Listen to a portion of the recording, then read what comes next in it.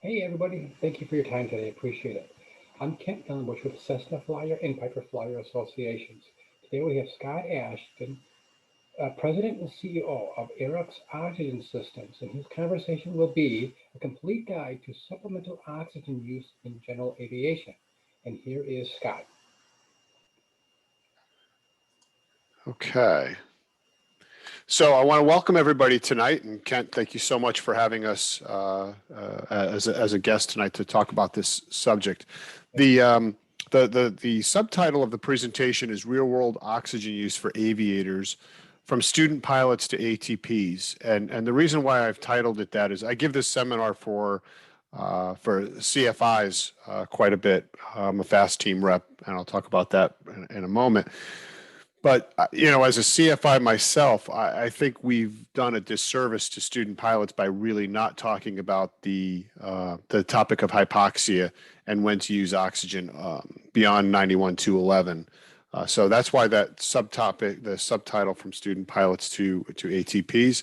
And I want this to be a practical session tonight on how to use supplemental oxygen to make your flying safer and to enhance pilot wellness.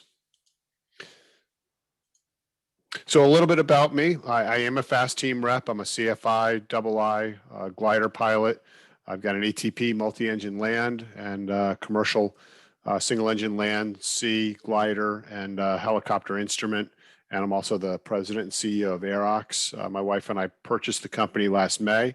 We're based down in Bonita Springs, Florida, where it's nice and warm this week. And let's see. So I'm going to play a brief video for you, and if you have ever heard this video, it's pretty compelling. This is an audio from an accident or from a near accident. It was actually not an accident. If you go onto YouTube and just do a search on Coletta hypoxia, it's a pretty compelling audio clip of what can happen to a crew or to a pilot when they're exposed to hypoxia.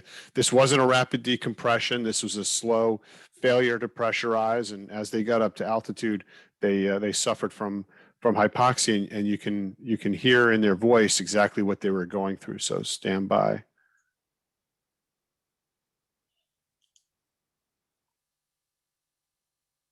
Coletta 66, Cleveland out here. Coletta 66, 5, Coletta 5. Coletta 66, Roger, you're keying your mic and it's staying on there frequently, so please be careful. Coletta 66, declaring an emergency. Sir, he's declaring an emergency with his flight controls. Affirmative. Yes, sir, he said affirmative on that. All right, Coletta 66, Roger, what are your intentions?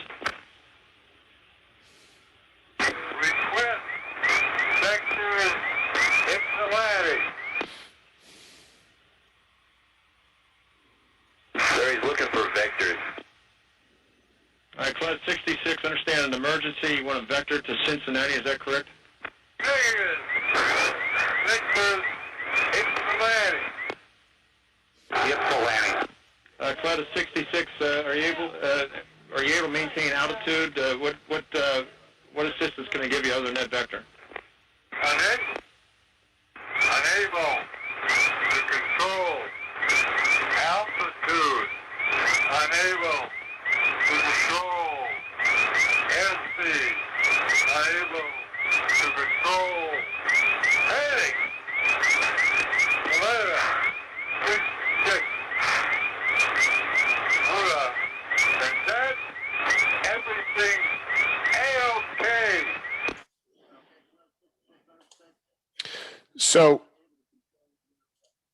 So that last line is really the for me is really the most chilling line. Other than that, everything A-OK. And the fact that he was coherent enough to understand that he had absolutely no control of the airplane, but yet thought that everything was A-OK is really a chilling indication of what can happen after a fairly prolonged and deep exposure to hypoxia. And if you do get a chance to go onto that YouTube video or YouTube audio, it's a couple minutes long, but after they come down to altitude, down to a breathable altitude, this is his voice is fairly burly, and you don't even recognize it. He's got a fairly deep voice, and so does the co-pilot, who at this time has passed out. The controller that helped with that save actually won an ATC award. So it's a pretty interesting case study in what can happen with hypoxia. So what do we teach private pilots? We teach private pilots, and we all know this regulation by rote, 91-211, and that is that no person may operate a civil aircraft above 12,500 feet up to 14,000 feet for more than 30 minutes without supplemental oxygen. Above 14,000 feet, anytime that you're above that altitude, and above 15,000 feet, each occupant of your aircraft is required to have supplemental oxygen. So what that does is that drills into our mind that above or below 12,500 feet, I don't need oxygen. So in talking about hypoxia, right, this is an FAA test question from a private pilot written test. Which statement best defines hypoxia? Which obviously the answer is C, a state of oxygen deficiency in the body. So you can go through your entire private pilot curriculum and even your instrument training curriculum and have basically those two things drilled into your head, and that's your entire exposure to hypoxia and using supplemental oxygen. There are a couple of other references which actually are pretty interesting. So AIMS section 8.1.2, effects of altitude, interestingly says effects of altitude hypoxia do not occur in the normal healthy pilot below 12,000 feet. I'm going to present some data that refutes that. And then, of course, there's the Pilot's Handbook of Aeronautical Knowledge. And if you want to understand a little bit more about why we have certain equipment in aircraft and why we use cannulas and masks at certain altitudes, that's all codified in Part 23, 1441 through 1453. There is some pretty interesting information in there that describes the requirements for oxygen systems installed in aircraft. So again, because of the law of primacy, we really embed in people's minds, and as they're taking their initial private pilot training, that below 12,500 feet, you don't need to be on oxygen. And we're gonna show that that's actually not wrong, or not correct rather. So this is a chart that I was able to get from the Flight Safety Foundation that goes all the way back to 1981. This is SpO2 versus altitude. Now, if you've got an Apple Watch, if you've got a Fitbit, or if you've got a pulse oximeter, which every pilot should have a pulse oximeter with them at all times when they're flying, the SpO2 is the measurement of your blood oxygen level. So 100% would indicate that your blood is 100% oxygenated. And then 90% is really what the medical community, in my discussions with them, where they start to get concerned about an SpO2 level for an individual. So 90% is where I have that red line. Interestingly, this data from the Flight Safety Foundation and some of our own testing has shown that your SpO2 can go below that 90% level at altitudes as low as 8,000 feet. So that's this first circle at 8,500 feet, give or take. And there's a band of uncertainty around that chart, but indicatively, right, it's pointing to the fact that your blood oxygen level is going below that critical level, well below 12,500 feet. So if you continue down that chart to 12,500 feet, this particular data says that your SpO2 would be at 97%. Or 87% at 12.5. And then once you get to that 14,000 foot level where oxygen is absolutely required, your blood oxygen level would be down in the low to mid 80s. So obviously 91-211 does not provide enough protection for pilots from hypoxia. And in fact, EASA regulations require oxygen use above 10,000 feet, and so does FAA Part 135. So if you're flying a 172 or a 182 or a Cherokee 6 under Part 135 and you're at 10,000 feet, you're required to use altitude more than 30 minutes. That same Cherokee 6 under Part 91, you can go up another 2,500 feet before you have to use oxygen for more than, and you can be up there for over 30 minutes before you have to put on oxygen. Interestingly, this regulation goes back to the early 70s. It was started, the notice to propose rulemaking was in the late 60s, and it was made a final rule in the early 70s. And there was a comment made in the notice to propose rulemaking about aligning the Part 91 and Part 135 regulations for 91-211 to 10,000 feet. And the FAA declined. And the reason why they declined to do that was that they wanted to provide an additional cruising altitude VFR without having to use supplemental oxygen. So there was no physiological data that said, yep, we're safe at 12.5. It was simply for convenience so that pilots could go coast to coast up at 11.5 or 12.5 without having to use supplemental oxygen. So keep that in mind if you think that 12.5 keeps you safe or 91-211 keeps you safe, that there really is no physiological foundation in that 12,500 feet. And in fact, it's kind of the opposite, in fact.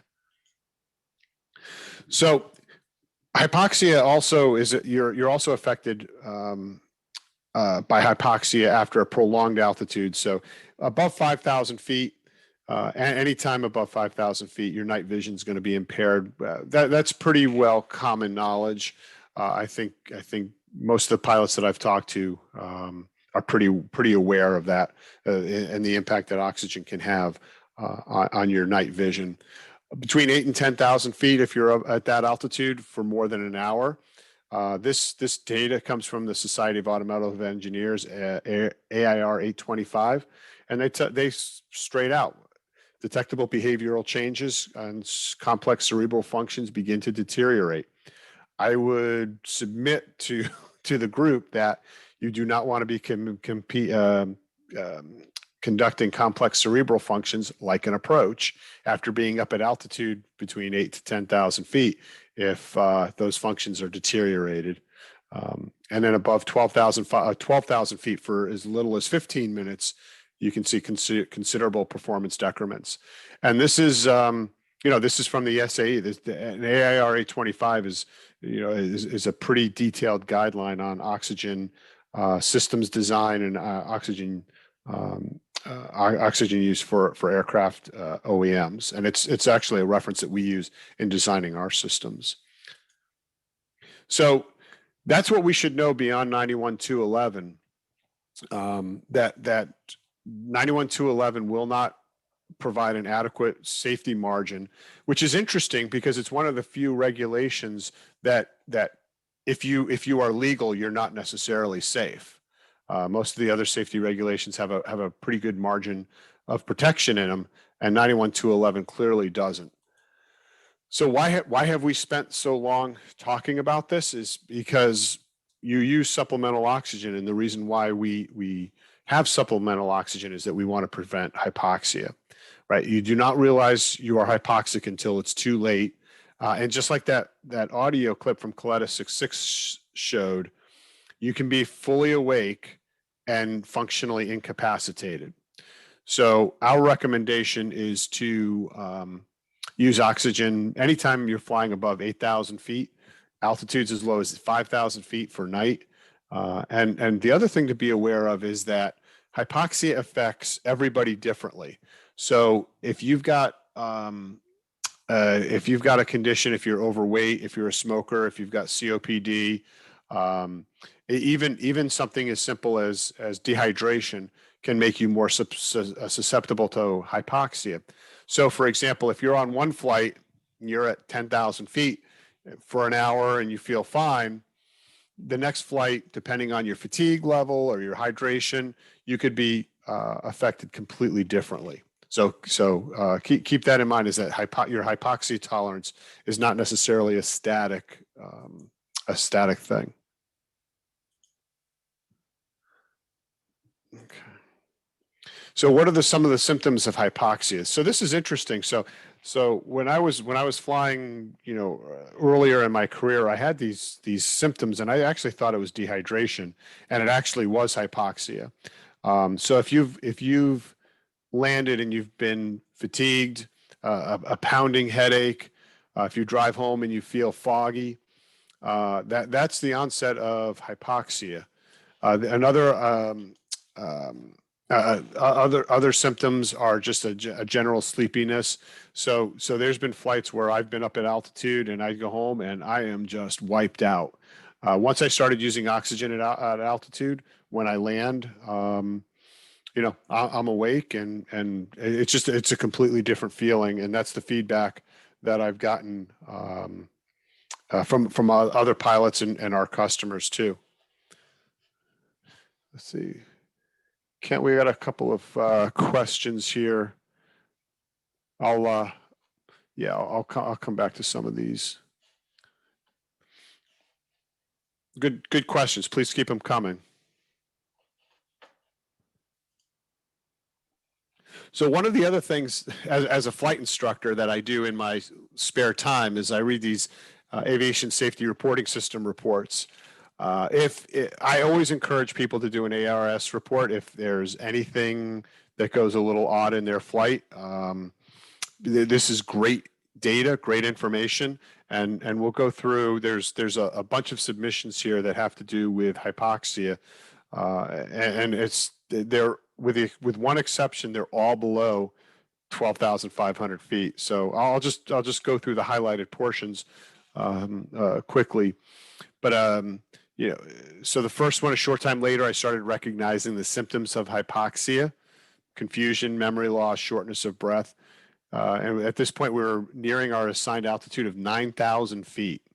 And then he requested lower to 7,000 feet.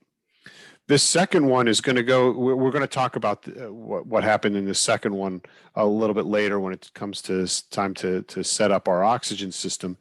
But the important thing here is he had a pulse oximeter and he checked his oxygen saturation, and it was 72% at 18,000 feet.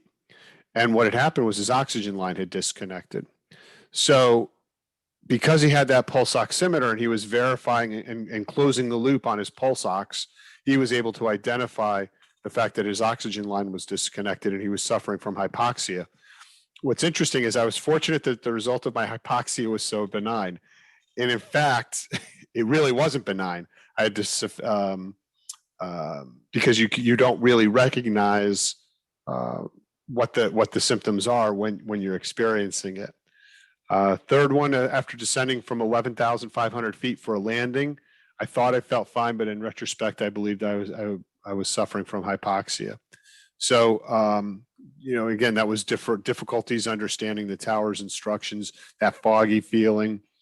In retrospect, it was clear to me I encountered an advanced case of hypoxia in my descent. I had been cruising for 4 hours at 12,500 feet. So basically a foot below the legal altitude where he would need oxygen. What's interesting is he says, or this pilot says, I now realize that obviously prolonged flight, even at the legal altitude of 12.5, can have very detrimental effect on one's mental capacity. So what this pilot was relying on was the fact that if FAA 91-211 says I can be at 12.5 or 12.499 for prolonged flight. And clearly that was not the case. You're a little bit older, right? 73 years old, good health, never smoked and didn't drink alcohol. But 4 hours at 12,500 feet is certainly puts you at very high risk for hypoxia. Here's another one, 40 minutes, 10,000 feet. And then may have been suffering some residual effects of mild hypoxia. Here's another one, cruising at 12,500 or 12,000 feet for max range, oxygen on board, but not in use. Why not? I realized then that I had hypoxia. I went on oxygen and down to 6,000 feet, felt fine, but somehow had lost 700 feet without realizing it. And then, of course, the pilot goes on to say, it was very insidious. I had no indication that anything was amiss. So clearly, hypoxia affects pilots differently, and at altitudes much lower than what we're taught in our private pilot training. So this is a prot chamber. If any of you have been to Sun and Fawn, or I think they have this out at Oshkosh, this is a portable reduced oxygen training enclosure.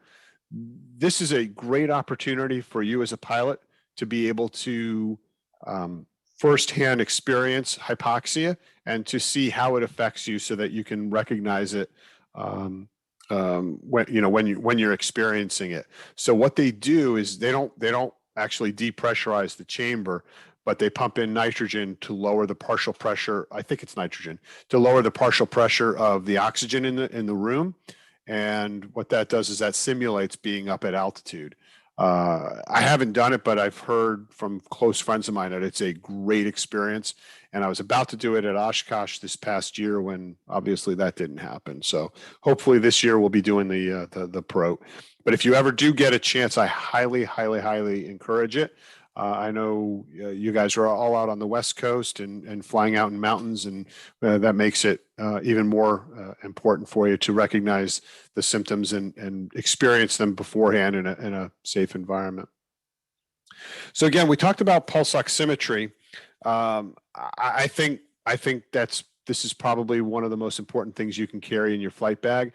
Pulse oximetry now is so ubiquitous. Pulse oximeter used to be $200, and now I think we just lowered the price on ours to $29.99. And in fact, the new iPhone, or the new iWatch rather, has a pulse oximeter. The new Garmin watch has a pulse oximeter. Pulse oximetry is so ubiquitous that there's really no reason not to have one in your flight bag. This one in the center is by ITHRA. It goes under your earlobe and actually displays on your iPhone, which is great because you can keep your iPhone up with you and you get a real-time readout of your pulse oximetry. I just did this with Larry Anglisano at Aviation Consumer. We took my 172 up to 10,000 feet and measured that in real time as we were going up in altitude, which was pretty cool. And there's alerts on it, and if you're up at altitude, I think there's an alert at 10,000 feet to check your pulse oximetry and whatnot. It's a great device. And then the other thing is, we don't want to forget about carbon monoxide.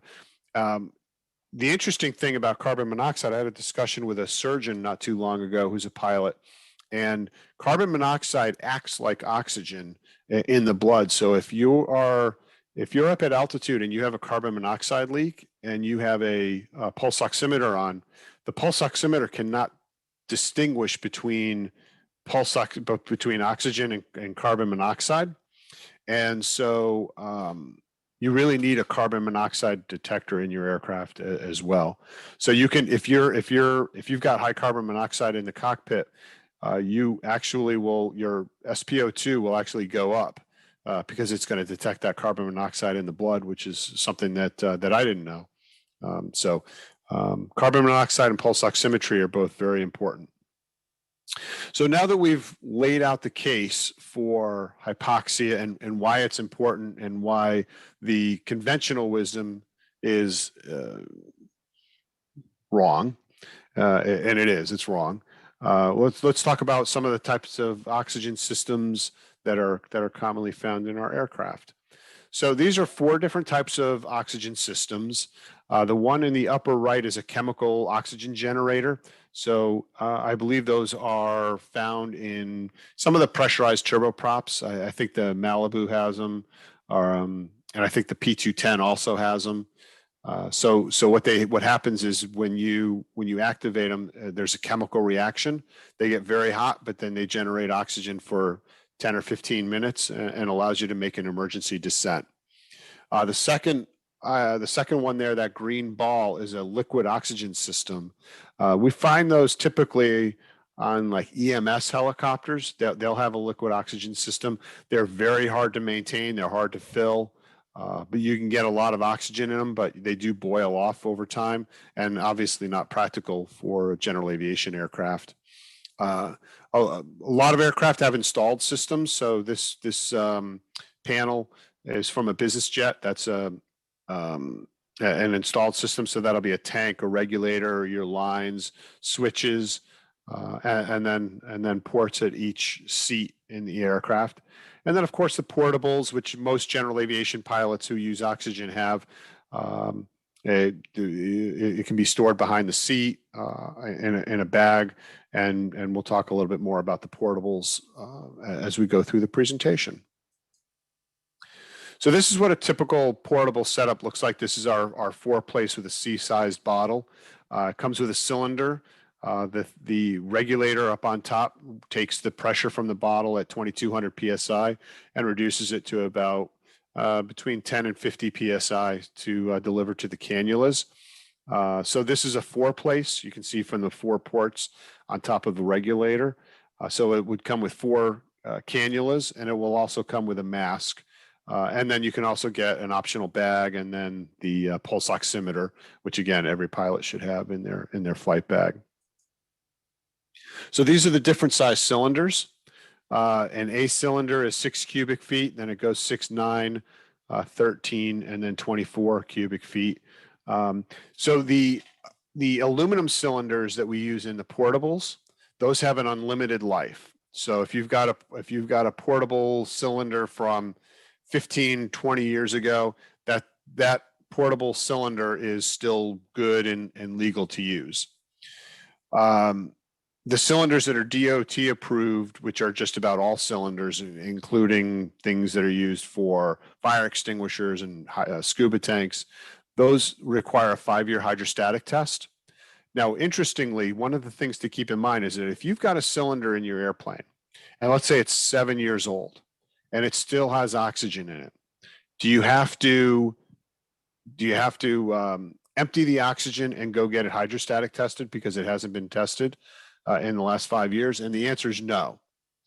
That 5-year hydrostatic test will have to be done the next time that it's filled. So if you have a cylinder in your airplane and it's 7 years old and it still has oxygen, use the oxygen that's in there. It doesn't go bad, it doesn't spoil. And then when it's time for a refill, then you'll have to get it hydrostatic tested. We also have Kevlar cylinders. So some of the Moonies, I think, have Kevlar cylinders, and some of the Cirruses. Those have a 5-year hydro as well. That was changed from 3-year to 5 years in 2008 by the Department of Transportation. But those cylinders do have a 15-year life. So they expire after 15 years and need to be replaced. So this is a duration chart. People ask us pretty frequently, what size cylinder should I get? So this is just a table, and it shows various altitudes, cylinder sizes, and then the number of users. So if you were to be, let's say you fly at 10,000 feet, you typically have 2 people on board. So a D-size cylinder, for example, would give you about 13 hours. An E and M, or an M, which is about 22 cubic feet, that'll give you 23 hours or so for 2 people at 10,000 feet. So pretty straightforward to use. We have this available on our website. Those are with our OxySaver cannulas. We'll talk about those momentarily. So the next part of the portable setup is a regulator. So the cylinder pressure is typically around between 1,800 and 2,200 operating pressure. So that obviously has to be metered down to a usable, breathable pressure. So those regulators are very, very tight tolerance, very high precision regulators, and those just simply screw onto the tank fitting. They're very easy to assemble. And ours comes with quick disconnect. So each user has their own quick disconnect, and they're self-sealing. So if you have a 4-place regulator like this and you're using it all by yourself, the other three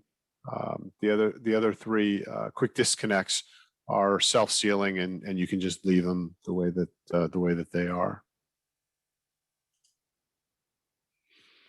Okay, these are the cannulas. So these are what typically most pilots use in their general aviation flying.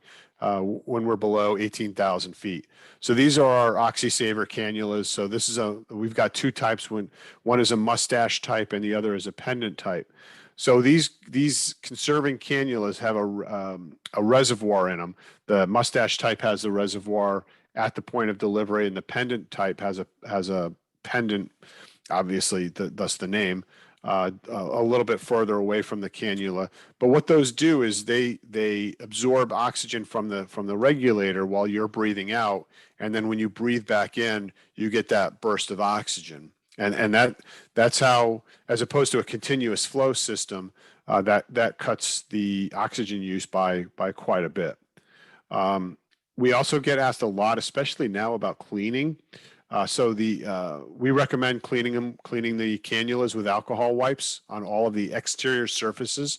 One thing you do not want to do is submerge any part of the cannula. You don't want to get any liquids or fluids inside any of the tubing. The tubing can get very, very narrow and very thin, and you do not want any fluid in there at all, water, soapy water, alcohol, or anything. The other thing that we recommend is to store in the package. So ours come in a plastic storage case. You can also get a storage bag for them. That'll keep them clean. You also want to avoid heat and cold. And our recommendation is to replace them after about 200 hours to keep the vinyl from getting brittle and keep them in good working order. And here I am flying with a mustache cannula in our 182 headed to Key West. And cannulas are limited to 18,000 feet. So if you're flying above 18,000 feet, you're going to want to use a continuous flow mask instead of the cannula. And as I mentioned, part 23, you can go into 1447 paragraph B, and that will that's the on-point regulation that gives the restrictions or the limitations on using cannulas. So these are our masks. The mask on the left is a TSO'd mask with a rebreather and a microphone. The mask on the right is our standard mask that comes with the portable kit. So when would you use that? Well, you'd use that above 18,000 feet for the pilot. But also, if you've got a passenger who isn't able to breathe through their nose, if they've got congestion or something like that, and you need to put them on a mask, you'll have it available with you. One thing to keep in mind is that mask is continuous flow, so it's going to use oxygen much more rapidly than the cannula will. So you should always have a mask on board. Because if you are with a passenger or you can't breathe through your nose for some reason, like I said, you've got congestion or something, you're going to have to put on the mask to be able to breathe through your mouth.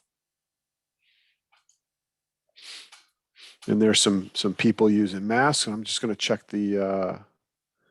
It would be helpful to list filled weights of each cylinder you sell. So, yeah, the filled cylinders, when we ship them, the entire thing weighs about 15 pounds. So the oxygen that's in the cylinder, I think the cylinder weight, I think it adds around between 2 and 3 pounds to the cylinder, depending on the cylinder size. That was Art that asked that question. If you're flying above 20,000 or 25,000 feet, the FAA then requires you to use what we call a diluter demand mask. So this provides higher pressure oxygen to the user, and then dilutes it with ambient air, and it also has 100% mode, so that when if you need 100% oxygen, that knob in the front rotates, and then you can go to 100% oxygen. So this particular mask is our diluter demand. It's TSO approved for C89A, C78A. It's got an integrated microphone, and the harness that you see actually inflates for quick donning, so it meets the requirements for a quick donning mask. And these, we typically sell these to the turboprop owners, light jets, King Airs, Conquests, Twin Commanders, aircraft like that. And then above 40,000 feet, you need a full-on pressure mask. And the reason is that the partial pressure of oxygen above 40,000 feet is so low that you need 100% pressurized oxygen to be able to push the oxygen through your lungs into your bloodstream. So that's really for the high altitude business jets that fly above that altitude. And of course, there's a lot of people who do pilots and pause flights and whatnot. When you're flying up at altitude, don't forget your co-pilot. So the next part of the portable oxygen system is your regulation of how you regulate the flow to your body. So there's a couple of different ways to do that. There's our system uses a needle valve so that you've got the ability to tailor it by closing or opening that that needle valve, and then we have a flow meter that you record or observe the flow on. There's a manual regulator, so that goes on top of the tank, and you just set the altitude, and there's no other adjustments, and you can see that there's multiple ports on that. So you may set it for 10,000 feet. It flows at X number of liters per minute, and everybody on board gets the same oxygen flow rate. There's an electrical pulse system that measures altitude, measures the pressure altitude of the cabin, and then meters oxygen with an electrical pulse. And then there's a mechanical pulse system, which does the same thing as the electrical system, but just mechanically. So our system uses a ball type flow meter. So flow on this starts at the bottom and then goes up, and then that ball moves up into the flow meter, and then you read it on the scale. So the way I have this laid out here is a little bit of a control feedback loop. So you've got the needle valve, which adjusts flow. It moves the ball up the flow meter. You read that on the dual scale altitudes scale. So if you're using the cannulas, that ball will just come off the bottom a little bit, and you'll see 10,000, 12,000, 15,000 feet. You want to close the loop on your pulse oximeter. So if you set it for 10,000 feet and your pulse oximeter is reading 93%, you're gonna want to turn that needle up a little bit. You're going to use oxygen a little bit faster, but the reason why you use oxygen is to get your pulse oximetry up. If you're not getting your pulse oximetry up, you need to use more oxygen. And so that's why I've drawn this as a control feedback loop, because you really need to be, you can't just rely on that scale. You really need to be measuring your pulse oximeter, because that's really what you're trying to ultimately control. And you can also see on this scale, you can see the difference between the mask, which is continuous flow, and the OxySaver cannula. So at 18,000 feet is the top of the OxySaver cannula scale. That flow is going to go for a continuous flow mask. That scale is good. That ball is going to move up to that 17.5 on the right-hand scale for a mask. So you're going to be using oxygen a lot faster. It's going to be flowing a lot more, just as a reference. This is another type of flow meter. It doesn't replace that the flow meter that I showed you that we use, but this is an iThra Altis Mezzo, and this is actually goes with that iPhone app that also is tied to the pulse oximeter that I showed you. So what this does is this is a Bluetooth enabled transducer that records tank pressure over time. And the nice part about this is there's a couple of nice features about this. One is it extrapolates your change in pressure over time to tell you at that flow rate how long the tank will last. So if you're bleeding off at 2 or 3 psi a minute, then it just extrapolates that out. I know how many psi I have in the tank, and I'll be at 200 psi X number of hours. So that's a really nice feature. The other nice feature is that you see where on the iPhone on the left, that nice straight trend line. If you're using the system and that trend line goes up or down, you know that either you've got a kink in the line and you're not getting enough oxygen, or a line has come off and oxygen is bleeding off much faster. So that bleed rate should be pretty constant over time. And this is a really nice way to be able to indicate to yourself if I've got a problem or I've got a I've got a problem with my system. I'm either using oxygen too fast or not fast enough. So a couple of questions here. I'll just take a quick second here and answer some of these. How quickly does SpO2 respond after donning the oxygen mask? We did some testing, and it's almost instantaneous. And that's the feedback that I've gotten from doctors, is that once you go on to the oxygen, the blood absorbs that oxygen very, very fast. So you'll start responding almost immediately. And then Steve had asked, what's the danger and likelihood of getting too much O2? And I think with these types of systems, I don't think it's very likely.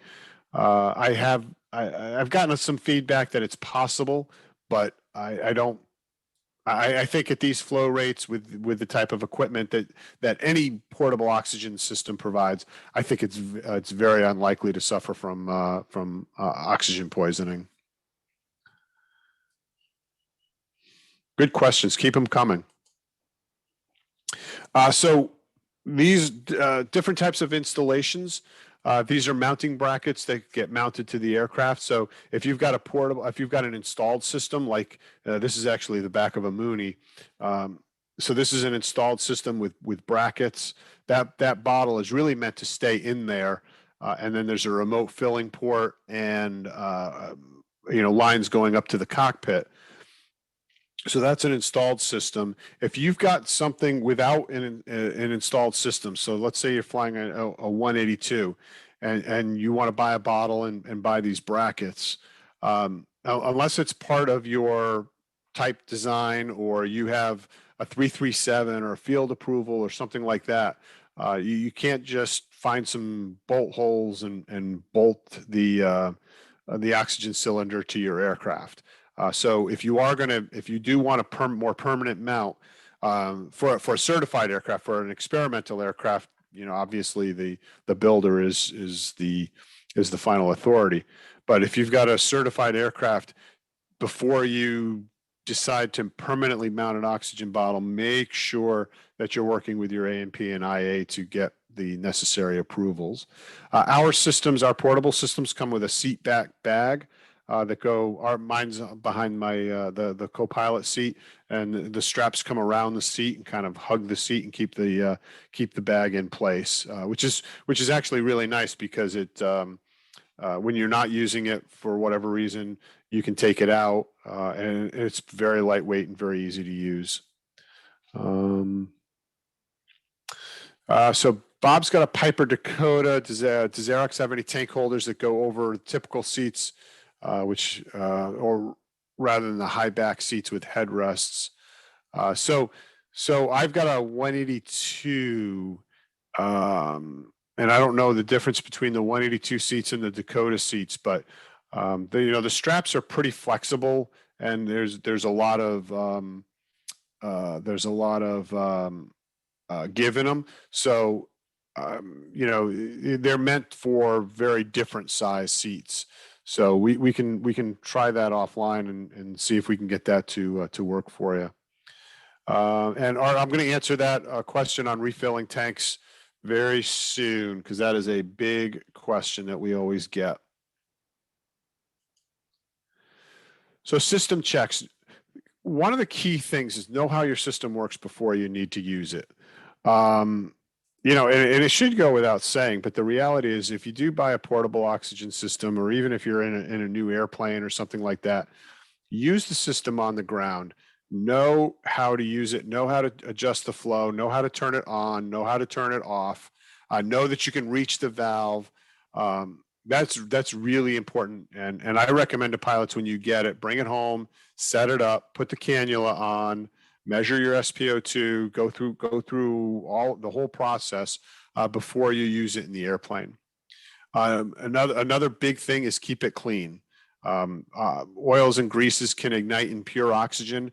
Now, the oxygen that's coming out of the cannula is very low pressure, so it's not so much of a concern. What we're talking about is the high pressure oxygen that's coming out of the cylinder at 2200 PSI. So you definitely want to keep your cylinder clean. You want to keep the regulator clean. You want to keep the whole thing clean because obviously you're breathing it in. But the real ignition risk is on the high pressure side. So you want to keep, when you store the cylinder, if the regulator is not on it, you know, our cylinders come with a green cap to cover the threads. Make sure that green cap is on. Don't just leave the cylinder around uncapped. The FAA recommends a pre-flight check. We use PRICE, and I've added an E at the end. That's my own little trademark there, PRICE E. And PRICE stands for pressure. Make sure you have enough pressure in the tank for the flight that you're going to take. Your regulator, you want to inspect your couplings and make sure, like, for example, ours uses those quick disconnects. Make sure that those quick disconnects are operational, that they move freely and that they're not binding. Your indicator is the flow meter. You want to operate the system and make sure that the ball comes off the bottom and that you're able to observe the flow on the flow meter. If you are using one with that Altus Mezzo, you want to make sure that you're able to hook up on your phone and that it shows up on your, the chart shows up on your phone, on your app. You want to make sure that all of your connections are secure and that there's no leaks. That is really important. So, for example, you know, we just looked at that ASRS report, right? The guy's at 17,000 feet. And he's measuring his SpO2 at you know, in the 70s because one of his connections came loose. So you want to tug on those connections and make sure that they're secure and that there's no leaks. The way to check if there's no leaks, just take a little soapy water and just run it over all of the connections, and you should see no bubbles. You also can hear it if there's a leak. If you're in a quiet hangar, you can hear if there's a little leak. But soapy water is the best way to determine if there's any leaks in your system. And then emergency, have it ready and accessible, and also brief your passengers on how to use it. Brief them on how to make sure that the needle valve is open, how to put the cannula on, not to panic, just like you hear on the airlines, right? Give a little briefing on how to use your oxygen system. And the last E is electricity. So some of these systems, the pulse oximeter system, or the pulse oxygen systems require batteries.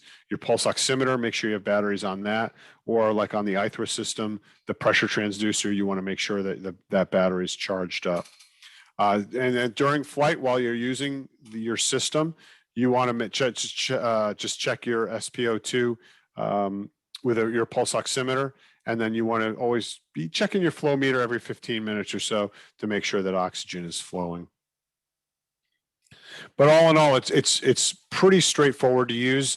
The oxygen system, you know, the cannulas and the regulator and everything. They're pretty straightforward on how to use them.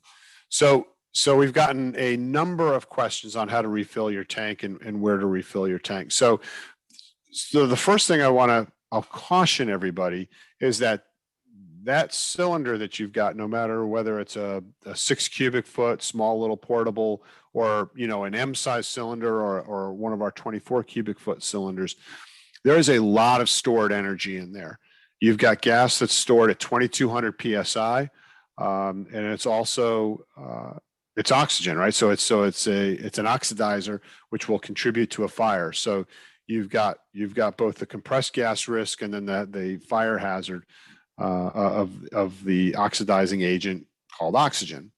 So you definitely want to use caution when working around this. Doesn't mean that you can't do it safely, just means you want to use caution. So the fire risk comes from contamination on the high pressure side. So oil, grease. So for example, one thing, you know, in our shop, we don't allow any grease anywhere in the shop. Any oil, any grease at all. Everything's got to be oilless. So if you are filling it in your hangar or something, you know, and you've just changed the oil in the aircraft, you know, clean up, put everything away, make sure that everything is away from your transfilling equipment, and make sure that you're keeping everything clean. The other thing is that, you know, because of the ideal gas law, as you fill your tank, if you fill it too fast, you actually can can raise the temperature of the cylinder to the point where the cylinder, the aluminum, it will ignite in that high oxygen environment. So I'll go to the bottom here. You want to fill your tank very slowly to avoid excessive heat. So we fill our tanks at a 200 psi per minute rate. So if you're going from 200 psi to 2200 psi, that's 2000 psi, 200 psi a minute. Should take you 10 minutes to fill your tank, as a rule of thumb. Let's see. So another hazard is from reduced ignition temperatures, as I mentioned, with the aluminum igniting at high temperatures and oxygen risk environments, and then also the friction from foreign particles can cause ignition. So if you've got a piece of dirt on the inside of your regulator or on the valve itself coming out of the cylinder, that gas that's moving from the cylinder through the valve into the regulator or into the other cylinder, that can generate enough friction where that little particle can ignite. And if you don't believe me, there are videos on YouTube that show oxygen ignition from filling too fast, both intentional tests and unintentional events. So our filling equipment is a CGA 540, which is a standard valve that most cylinders use. So if you go somewhere and you want to get your cylinder filled, if you tell them that you've got a CGA 540 fitting, they'll be able to tell you if they've got a fitting to be able to fill your cylinder. Another thing is that finally, oxygen is oxygen. So that piece of equipment that's in the lower right side of the screen, that's a cryogenic oxygen generator. So what they do is they cool the air down to a point at which the oxygen itself liquefies. It's taken from the air and then is bottled. So all oxygen is created the same way. So whether it's medical oxygen, welder's oxygen, aviation oxygen, they have one way of manufacturing it and then they label it differently. There are different standards. So for example, medical oxygen, the standard for medical oxygen allows a little bit more parts per million moisture in it or contamination. Same thing with welder's oxygen. Welder's oxygen from a purity perspective actually has to be more pure than aviation breathing oxygen. So there are different standards for the different types of oxygen, but the reality is they're all produced to the highest standard via this cryogenic method, and it's been like that for probably for a few decades. We advise people, oxygen is oxygen no matter where you get it. So one of the other questions that we get pretty regularly is if I want to set up a way to be able to fill cylinders in my hangar, what's the best way to do it? This is how we do it. This is called a cascade. And the way that a cascade works is that if you have two cylinders, so if you have a filling cylinder like we have here and you have your cylinder, and it's just a 1-for-1, as the cylinder pressure in the main cylinder goes down, you won't be able to fill your cylinder as high. So you may reach an equilibrium pressure of say 1800 psi, and then that's it. You won't be able to move oxygen from your filling cylinder to your portable cylinder. So what we do is we use what's called a cascade, and the way that a cascade works is you see the cylinder in the center with the yellow tag. That's the cylinder with the lowest pressure in it. So what we do is we start off at that cylinder 1, and that may have 400 psi. So we fill our tank to 400 psi using that cylinder. Then we cascade to the next tank, which may have 600 psi. So we add another 200 psi. Then we move all the way to the right to the first tank or the last tank on the right, and that may have 1200 psi. And you literally cascade through these cylinders, and it allows you to get much more use out of your cylinders. And when that one with the yellow tank is empty, the yellow tag is emptied, we move the yellow tag to the next cylinder, and then we bring up a full cylinder. So that's a 5-cylinder Cascade. You can do a 3-cylinder Cascade. You can do a 2-cylinder Cascade. It's basically just a multi-stage filling system. These are pretty easy to set up. The cylinders you can get from any industrial gas source, and you can keep it right in your hangar. One thing that I do strongly recommend, and I think if you have it in your hangar, I think you're by regulation, you're going to have to do it, is securing. See, our sign says danger cylinders must be secured. You definitely want some kind of positive securing of those cylinders. Okay, but a Cascade is pretty straightforward. It's a pretty standard way to fill your cylinders, and you can set up a two-place Cascade or a 5-place up to a 5-place Cascade, and we've got all of the equipment to get you set up, and then you can get your cylinders from a local industrial gas supply. So to summarize, to me, portable O2 is the ultimate low-cost bolt-on mod for your aircraft. It'll allow you to fly higher, get better true air speeds, get better ground speeds if you're able to catch a tailwind. Down here in Florida, it'll be 50 degrees up at 10,000 feet when it's 90 degrees down at the surface. So being able to fly up at altitude can definitely help you get better performance out of your aircraft. Costs range between 400 and 800, 500 to 1,000, depending on the accessories and the bottle size. So keep that in mind. Another key point to take home tonight is that hypoxia affects each person differently. There can be 2 of you in the cockpit at the same altitude for the same duration, and it's going to affect you differently. And it may affect you differently from flight to flight. So keep that in mind. 2 people receiving the same oxygen flow can have a different SpO2. So, those regulators that you just set for an altitude and everybody gets the same oxygen flow, you want to be careful about that and make sure that you're measuring your pulse oximetry and adjusting it accordingly. Use oxygen if your SpO2 is below 90%. And you have to know your body, and that's where the PROT comes in, is really understanding how you're affected by hypoxia before you experience it. Because again, get back to that Coletta 66 flight, everything's A-okay. So when you're in the middle of a hypoxic event, you really won't know it.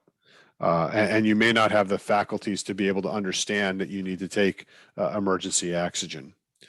The manufacturer's oxygen flow levels are a starting point. So when we set the flow meter to 10,000 feet, again, you're going to measure your SpO2 and you're going to adjust accordingly. Okay. And finally, it's about pilot wellness, and it's about the comfort for your crew. To me, there's I have heard friends of mine, bragging, oh, we were up at, 15,000 feet without oxygen and we were fine. And, aren't we tough? Why would you want to do that? Like, what is the point of that? It's like, okay, great. And you can hold your breath for 5 minutes. It's like, to me, that's exactly the opposite of what we want to be doing, which is, making sure we're performing at our highest level of performance. And the best way to do that is by using oxygen whenever possible. And if you do have questions, you can reach out to me. You can reach out to us. Here's our contact information. We're at customer service at aerox.com. My email is scott@aerox.com. I do have a technical sales team. I've got a couple of engineers and technical sales, and we can be reached there at technical support at aerox.com. That's where I send all of the hard questions that come into me. I just forward them to technical support and let them give you the right answer. But we're always available to answer any questions that you've got. Speaking of which, let's start going through the questions. Let's see. I'm coming back on. There's Scott. Okay. Can you hear me okay, Scott? I can hear you. Excellent. Well, we have Doug. The first question is it okay to get oxygen at a welding supply store? So, so I won't say that it's okay to get oxygen at a welding supply store. What I will say is that oxygen is oxygen. So I'm very comfortable getting my oxygen at a welding supply store, and everybody's got to do what they're comfortable with. I will say, so for Part 91, that's true. For Part 135 and 121, Part 135 operations absolutely require that you use aviators breathing oxygen. Okay. So keep that in mind. Where you get your oxygen as a Part 91 pilot is up to you. Okay. Okay. But I won't tell you not to. But I think you kind of covered this in one of the last slides, but John has a question. FBOs charge a flat fee to fill a bottle. Sometimes John has a half of an empty bottle and he's got a long flight ahead of him. Is it advisable to get a large container of oxygen to keep in the hangar to fill up whenever he wants to, with the right fittings, of course? He knows he has to do it, and he has to do it very carefully. What's the danger? If a line boy can do it, why can't I? You absolutely can do it, and the Cascade, that I was showing you is the best way to do it.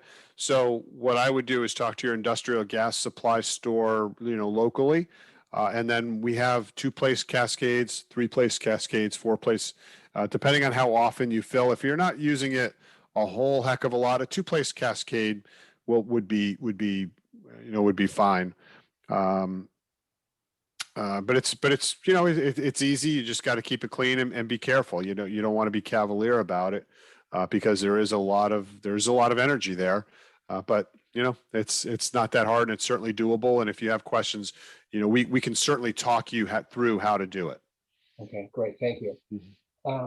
Philip has a question. He has a 2005 T182T, and he needs to acquire new oxygen System. for a pilot. What do you suggest as the best solution for a constant flow system, mask or cannula?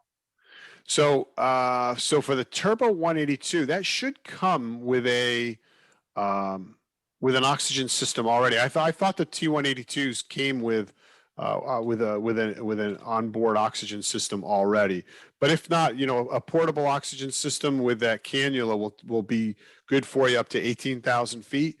And then if you want to go above 18,000 feet, our system comes with a mask, with a lightweight mask, or you can get our continuous flow mask, which is TSO approved, up to 25,000 feet. But again, you're going to use more oxygen using those masks above 18,000. So you're going to want to get a bigger, a cylinder on the bigger side of things for sure. Okay, great, thanks. Let's see, Chris, Denny has a question. He has an older system which came with a bottle. Do you sell replacement systems where I can still use my bottle and use your equipment? Yeah, absolutely. So so if your older system has a bottle, your bottle's going to need to be hydrostatic tested. My advice, Chris, to be honest with you, is by the time you put all of the equipment together to rebuild a system, you'd be better off just getting a full portable system. The bottles actually, the really expensive part of the system is the regulator, because it's precision piece of equipment. So between the regulator, the cannulas, the flow meters, and everything, I'm not sure you'd save all of that much versus just getting a bottle. But again, just reach out to us and we can put together a system for you using whatever equipment you already have. Okay, great. And keep in mind, Chris, too, that if that is an older system, that bottle will have to get hydro tested before you fill it. Okay. Paul has a question. While on a commercial flight, cabin pressures are in 8,000 feet. Does this mean that flight crews should use oxygen full time on a commercial pressurized jet? That's a good question. So I've got a pressure altitude app on because the iPhone, has measured pressure altitude. And yeah, I was amazed that you're at 8,000 feet. And you know, a quick burst of oxygen probably would help. Would help. And as you know, pilots, if you're above, I think it's 35,000 feet or 40,000 feet, if or anytime there's one pilot in the cockpit, you're required to put your oxygen mask on. So there are regulations about using oxygen. And in fact, if you're above a certain altitude, and I can't remember what it was, I think it's 38,000 or something like that, that one pilot in the cockpit has to have their oxygen mask on at all times, believe it or not. Good to know. Chris, let's see, Chris, Denny also has another comment that he did the chamber in Oklahoma, where it was very humbling to him greatly. He said it was very scary to watch that video that you had at the beginning of this. He can relate, basically. So yeah. Thanks, Chris. Yeah, thanks. Yeah, that's at Oak City, I think. And that's a full pro. And then there's one, I think, at Embry-Riddle, I think, has one too. Okay, good. And obviously that's become a lot more problematic right now with COVID, but as soon as that's kind of behind us, I absolutely recommend doing that. Mm-hmm. Your thoughts on refilling pins at home with a transfiller? I absolutely recommend it. Because the reason and Art and Fergus I think asked kind of the same question, and the reason is that you're more apt to use your oxygen system. If you have to go to the FBO, an FBO is going to charge you anywhere between like $40 and $80 to fill your bottle. So all of a sudden now that oxygen becomes a commodity that you want to conserve instead of something that you want to use to enhance your wellness. So if you have the cylinders at your hangar and it's easier to fill, you're more apt to use the oxygen more often, which is going to make you a safer pilot. Okay. And it's going to make your passengers more comfortable too. Right. That's good. Unless you want your passengers to take a nap and be quiet in the back, which I've done before too. That's right. I'm going to turn that needle valve down a little bit and take a nap. Or just pinch the O2 supply. That's all. That's it. I do get a couple close pins with you. Fergus has a question, but it's basically this answering the previous. Yep. And is it possible for pilots to fill their own oxygen cylinders? So, yeah, absolutely. Yep. Okay. Let's see here. Steve says he flies a pressurized 210 with no installed oxygen. What would you recommend that he carries? So, Steve, my understanding is that the the P210 has a chemical oxygen generator, I think, because I think in a pressurized aircraft, you have to have an emergency oxygen system. And if your pressurization fails at, say, 25,000 feet, you've got to have enough oxygen on board to be able to descend to 12,000 feet or 10,000 feet, to a breathable altitude. So if you don't have that on board, or sometimes the chemical systems can get a little squirrely. We do have an emergency oxygen system, which is a mask, and you pull the mask, and it gives you, about between 20 minutes and 30 minutes of oxygen continuous flow to allow you to do an emergency descent. And a lot of people, especially the Malibus, I guess, there were issues with the oxygen generators. So they just buy one for each passenger seat and for the cockpit. And if they have to do an emergency descent, they just use this and it's called a Pro 2 oxygen system. And it comes with a mask. It's very simple to use. And they just keep those in the cockpit. So you probably don't need a full on portable system. You should probably, if I'm reading your question right, you probably just need something to descend down to a breathable altitude in the event that you have a depressurization. I'm assuming that's what that is. And I'll ask this one, Scott. What are those retail? What are those retail for? Those little hold oxygen, those little 10 to 15 minute systems.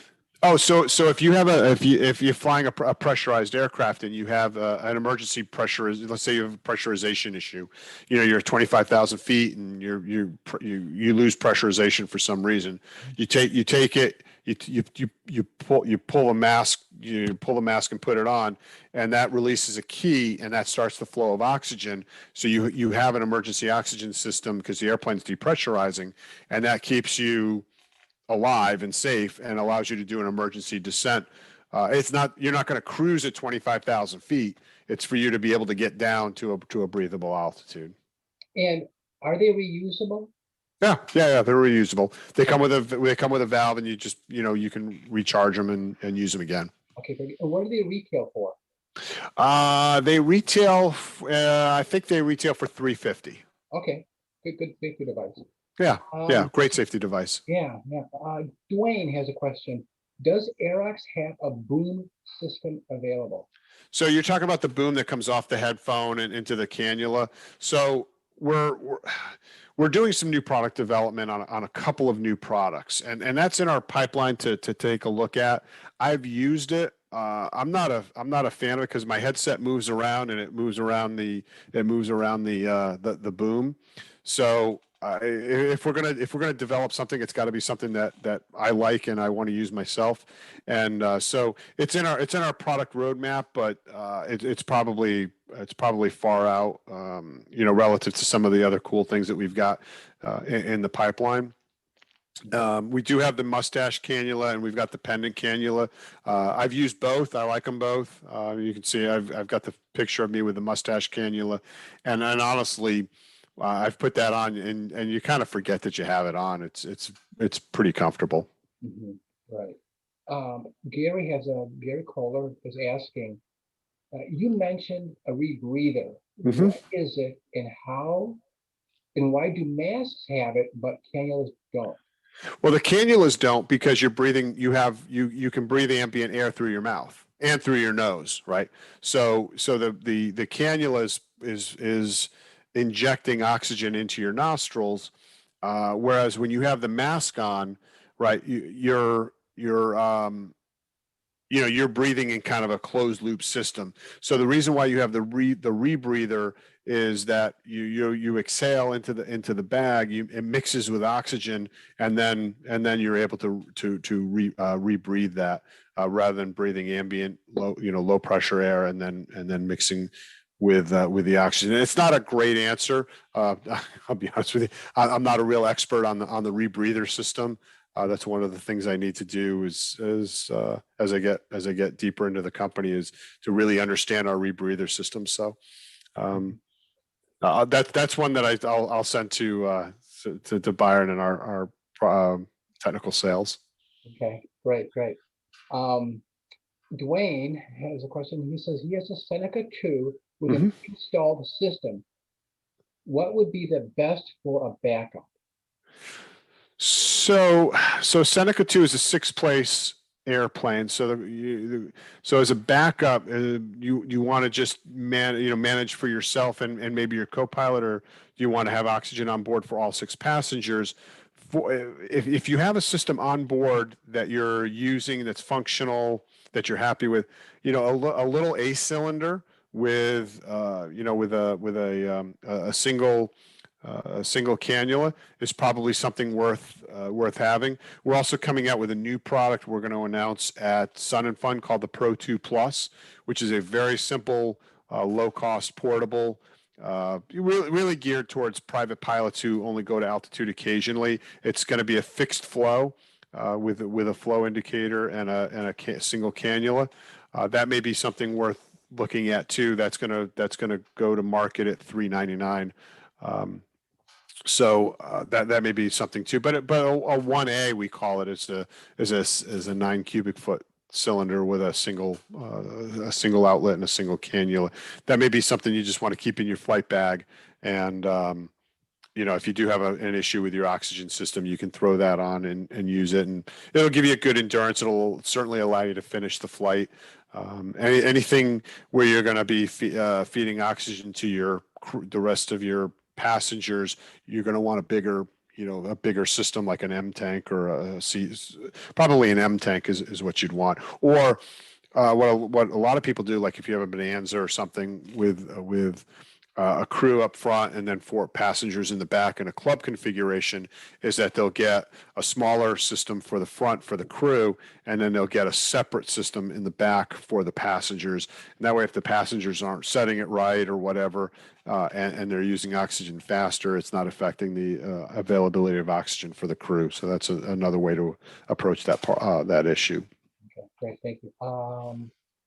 Matthew Friedman, can one leave the tank in an aircraft on a hot summer day without overheating and exploding the tank or explosion risk?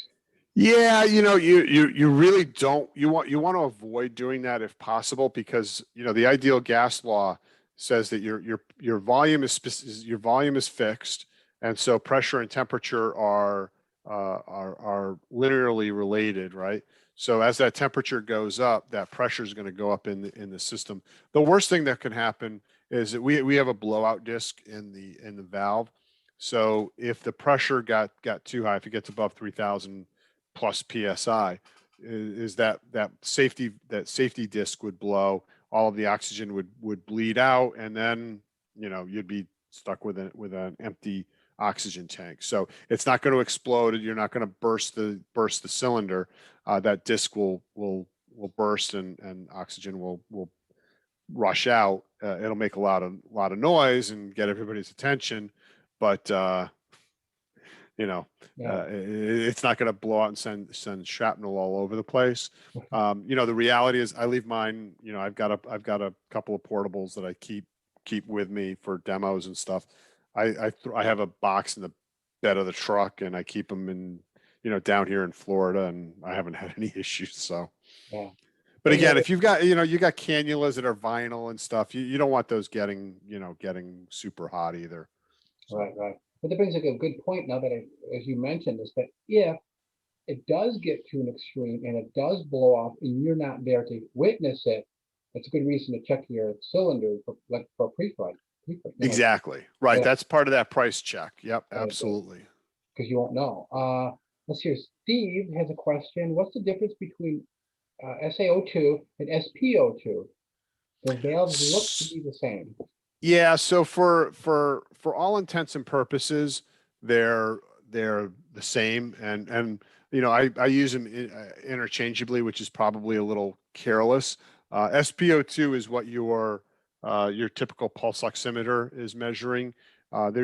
It gets down to the level of the hemoglobin and whatnot. And if you're a doctor, you probably could explain it way better than I could. But for our purposes, I use SpO2. I did notice in some of my slides I was referring to SaO2 because that's what some of the literature I have refers to as SaO2. But really SpO2 is the measurement that you're concerned about. And the reality is that one of the other things that I wanted to do in this presentation is to not use the term partial pressure, because every paper that I've read on pulse oximetry and hypoxia starts with a very technical discussion of the partial pressure of oxygen and flow, being pushed into the hemoglobin.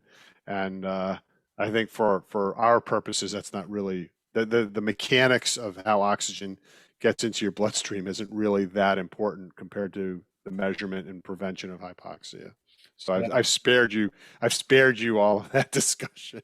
Yeah, I've always loved that part of the partial pressures and the transfer of oxygen to CO2 to the alveoli, and yep. I think it's 26 millimeters of mercury is what it is. But Lisa has a question. Okay. Do you offer dog masks? I think dog masks. Yeah. So one of the slides here, we did have a picture of the dog mask. Let's see if I can get back to it. Is that a constant flow?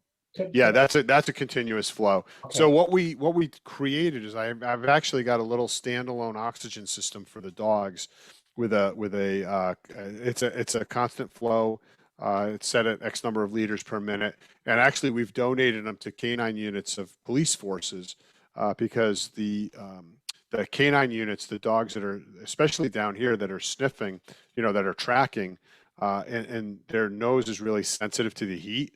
So if they're tracking and they're, going through a park or something and it's really hot, their nose can lose sensitivity. So what they do is they give the dog some oxygen to help them regain their sensitivity. So we've donated a couple to a couple of the local canine departments, and it's a small bottle with a toggle switch and a tube that goes to the mask. But it is continuous flow, and you can see it's kind of shaped like a muzzle. So it may be uncomfortable for the dogs, but passing out is probably more uncomfortable.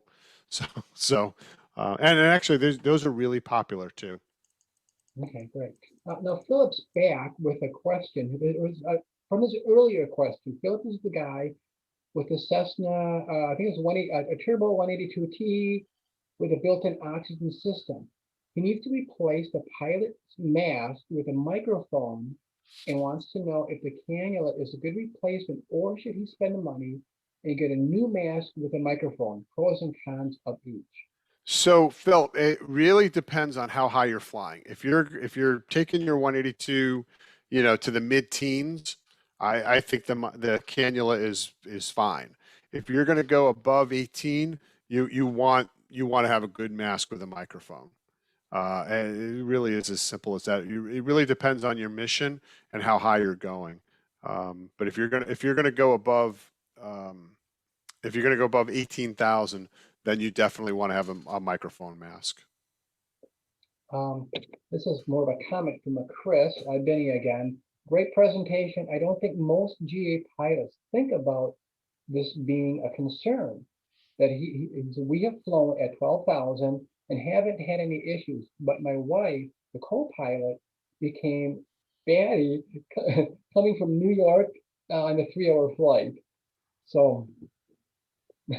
Yeah, and honestly, I blame us as flight instructors for that, and to a certain extent the FAA.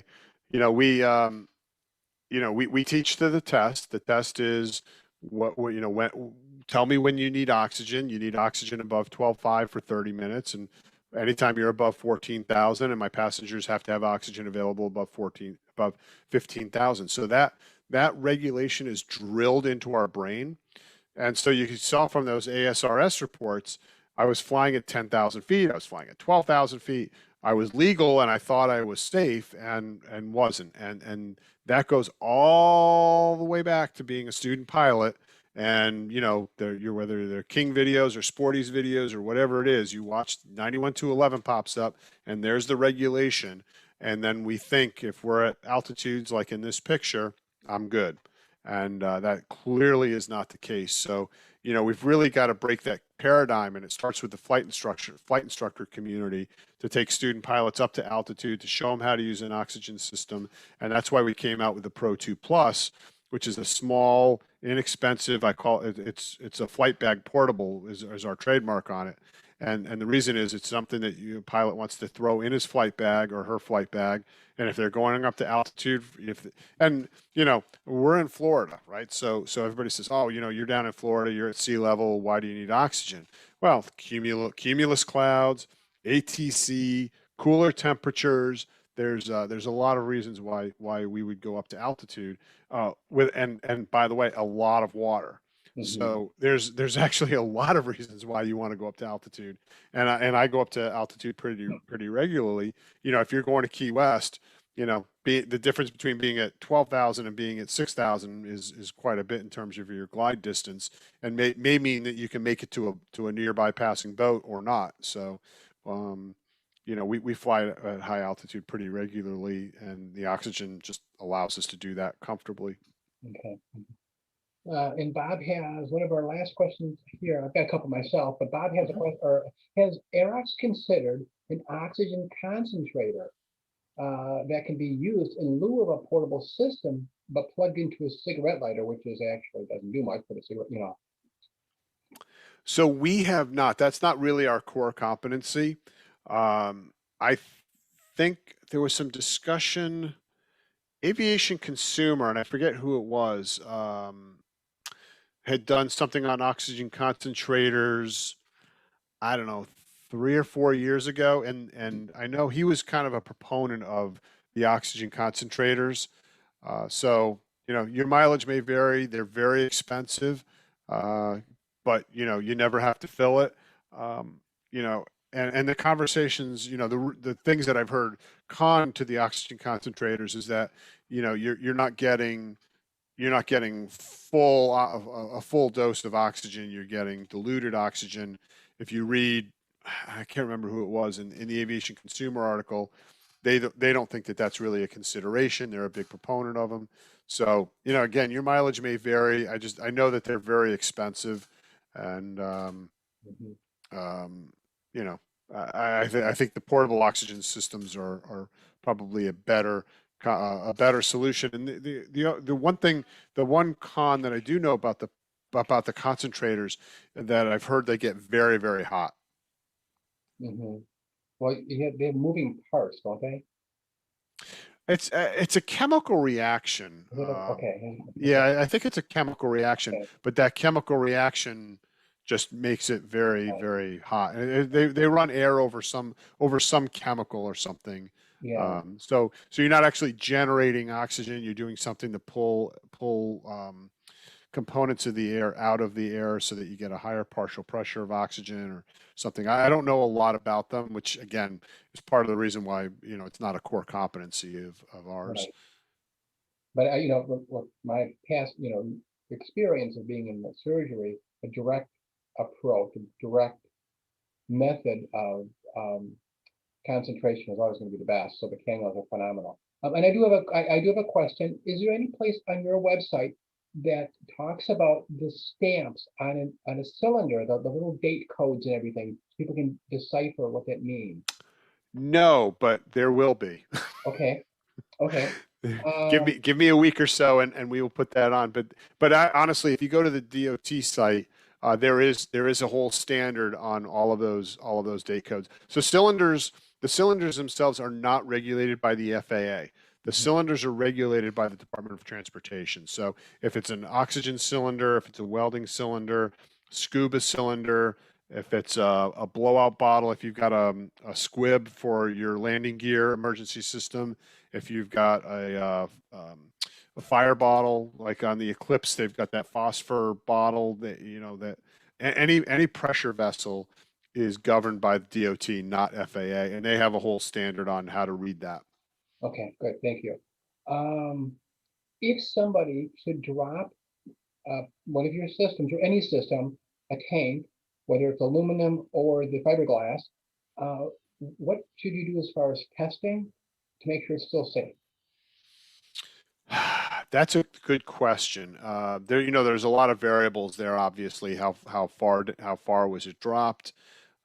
Is there any visible damage? The problem with a Kevlar tank, as we know from composite airplanes, is it could be damaged and you don't realize it, right? So,